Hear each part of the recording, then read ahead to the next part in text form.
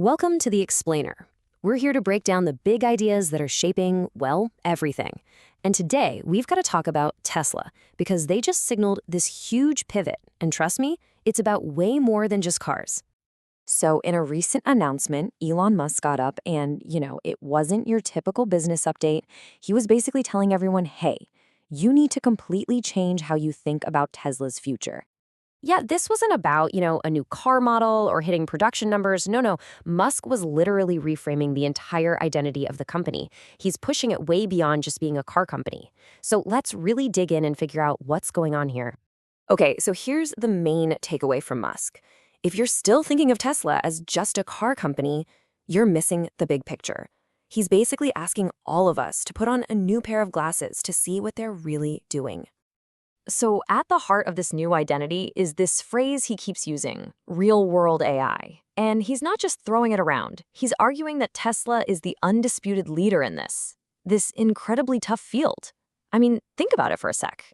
This isn't AI sitting on a server or crunching numbers. We're talking about intelligence that's actually controlling physical things that are moving through the real world with us. That is the huge difference here. And this right here, this comparison, it just nails the shift in thinking. The old way of seeing it was, okay, Tesla is a car company and they use some AI. But the new vision, it flips that on its head. Tesla is a real-world AI company that, for now, just happens to make cars. See the difference? The cars are just the first thing they've built with their core tech. Okay, so you've got to be asking, why now? What's sparking this huge strategic change right this second? Well, it all boils down to a brand new level of confidence in one single technology, full self-driving, FSD. And Musk is convinced that most of us just don't get how massive this is going to be.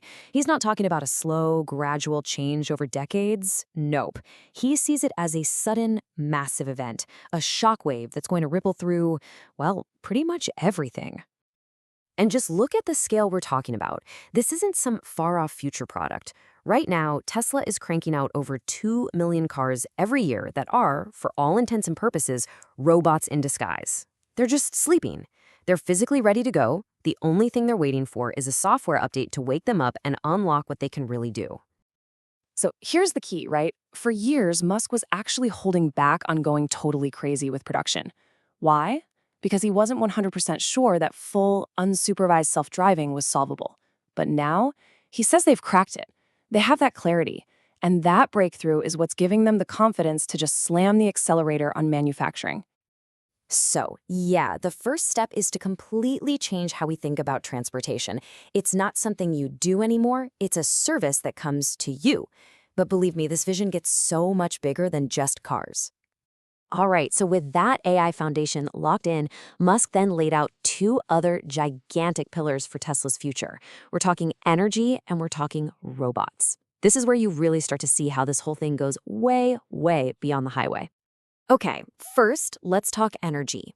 Musk pointed out this huge inefficiency in our power grid. Think about it. We build the grid to handle the hottest day of the year, when everyone's AC is blasting. That's its peak capacity. But on an average day, we're only using about half of that. So all that extra expensive infrastructure, it just sits there doing nothing most of the time, especially at night. So what's the solution? According to him, it's giant batteries.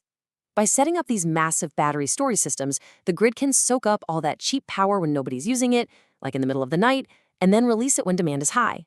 And get this, it stabilizes the whole system and can literally double the grid's output without building a single new power plant. That's a game changer. But then we get to what is, by far, the most ambitious piece of this entire puzzle, the humanoid robot, Optimus. And look, Musk isn't treating this like some little side hustle. He straight up says it has the potential to be the biggest product of all time. Bigger than the car business, bigger than the energy business, bigger than everything. I know.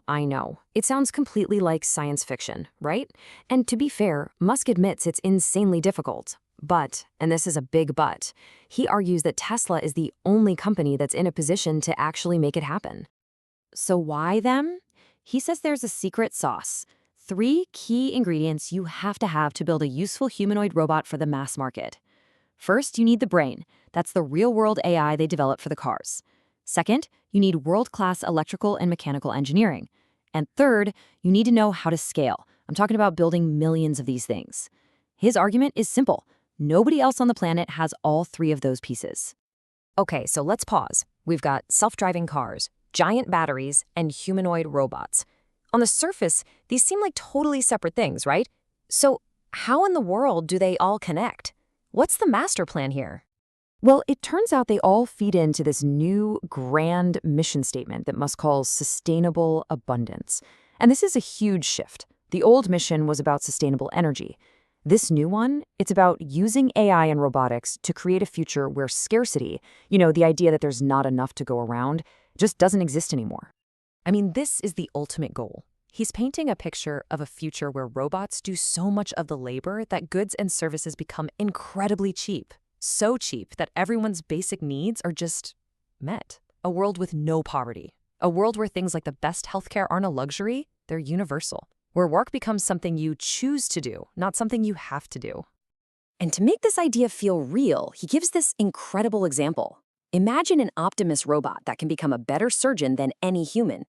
In that world, getting an operation from the best surgeon in the world isn't something only the rich can afford. It's something available to literally anyone, anywhere on the planet. So in the end, this is way bigger than just a business plan for one company. It's a potential roadmap for all of humanity. It's a vision that asks us to look past the engineering problems and really think. It leaves us with this massive, profound question. If we actually build a world of abundance, a world without scarcity, what would we do with ourselves? What would our purpose be then?